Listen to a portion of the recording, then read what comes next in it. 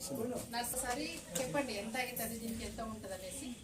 రేపు ఎమ్మెల్యే గారు వస్తున్నారు వేరే దగ్గరికి, అక్కడికి చెప్పేసారు. అది కాగానే ఇది స్టార్ట్ చేసేసేయండి, అయిపోతుంది సార్ చెప్పేస్తారు డీసీ గారికి. ట్యాంకు రెండు ఉంది, ఒకటే ఉంది అనమాట. ట్యాంక్ కూడా పెట్టింది, ఇంకో ట్యాంక్ పెట్టేస్తే ఏమైందంటే లోడు ఇది అయిపోతుంది. ట్యాంకు మార్చి పెట్టేస్తే సరిపోతుంది.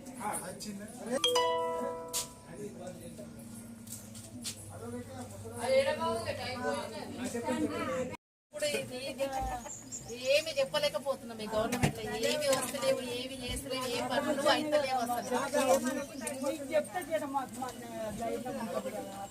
వస్తుంది మళ్ళీ మన ప్రభుత్వమే వస్తుంది, అన్ని సేమ్ ఉన్నట్లాగా అన్ని అవుతాయి.